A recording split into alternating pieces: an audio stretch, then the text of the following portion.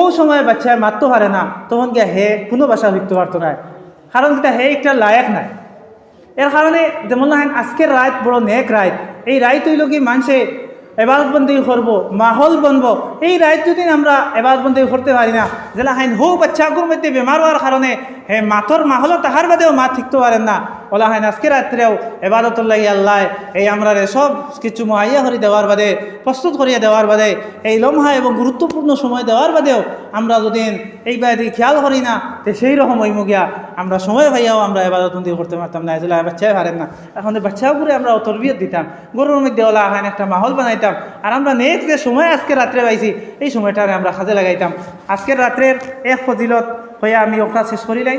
ফজিলত একটা হইল গিয়া হযরত হুজুর সাল্লাল্লাহু আলাইহি ওয়াসাল্লামে ফরমাইতরা হাদিসের মধ্যে, বনু কালব হইয়া আরবরে কবিলা আসলা, অত বেশি তারা বকরি চরানি লয় তার ফালিতা, এই বেশি বকরির তারার এত বেশি তারা রুম আর উন আছে, যেত বেশি আছে আনগিন্ত আছে, এটা গোনা যায় না, সমার করা যায় না।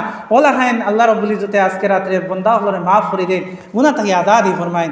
আজকে রাত মাগফিরাতের রাত। এবং হযরত আয়েশা রাদিয়াল্লাহু তাআলা একদিন দেখলা হুজুর সাল্লাল্লাহু আলাইহি ওয়াসাল্লাম বিস্তরের মধ্যে নাই, এদিক সেদিক তালাশ করিয়া গিয়া দেখেন জান্নাতুল বকির মধ্যে হুজুর সাল্লাল্লাহু আলাইহি ওয়াসাল্লাম মর্দেকা নখলরনের মধ্যে দোয়া করতা আর ইবাদতবন্দি করতা। ও আইলাম জলদি গুরিয়া ঘরের মধ্যে আই গেলাম। হুজুর সাল্লাল্লাহু আলাইহি ওয়াসাল্লাম আই গেছেন, আয়া তখন আয়েশা আবু শ্বাস ফলাইতরা জুড়ে জুড়ে দৌড়াইয়া আইছেন। হযরত আয়েশারে হইলা, আয়েশা জানানি আজকে কোন রাত? বলেন আল্লাহ নবী আমি জানি না, আপনি জানাইয়া দেখুয়া, আপনি হইয়া দেখুয়া।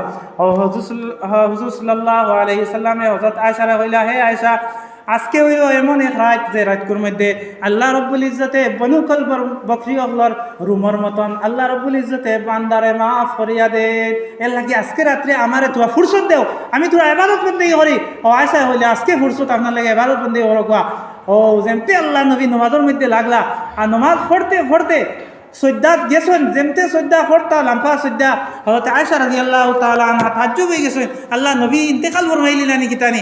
ও ফাও মুবারকের মধ্যে হাত রাখছিলা, রাখিয়ে দেখলাম না আবু তো বোঝা যায় গরম রক্ত আছে, কিছু জান বাকি আছে বোঝা যায়। ও গেট পিনানোর মধ্যে হল্লা, ও আল্লাহ নবী এদিন রাত ওলাহানে ইবাদত বন্দি করছেন, আমরা ওলাহানে ইবাদত বন্দি করতাম। হাদিস শরীফের মধ্যে লাগিয়ে আইছে, কুমু লাইলাহা ও সুমু ইয়াউমাহা, ও রাত বেদার করো, রাত গুজারো, ইবাদত বন্দি করো, আর দিনও যদি সম্ভব হইতে নফল রোজা রাখতে পাই হল।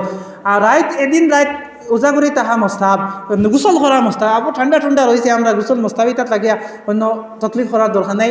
আর এমনি বেদার হইতে পারিতে বালা আমরা সব পাইমু, আলোক সব আছে বেদার রাত, কিছু রাত তো বেদার রাত সব আছে, এত মাস থেকে এই রাতটা।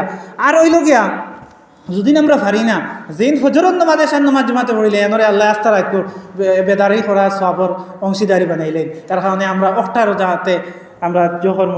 আর আজকে রাত্রে কিছু মানুষরে আল্লাহ মাফ করে দেন না, মুশরিকরে মাফ করে দেন না, সুদ করতে মাফ করে দেন না, হিংসা করতে মাফ করে দেন না, শিলা রহমি দেখি কথা করে ওগুলো মাফ করে দেন না, ফার তখন নিচে দেখিয়ে খাবার কিন্তু এগুলো মাফ করে দেন না। আর দেখিয়ে হিংসা করে যে সুদ খায় ঘুষ খায় এগুলো মাফ করে দেন না। অন্যর হক থাকলে আজকে রাত্রে আল্লাহ মাফ করে দেন না।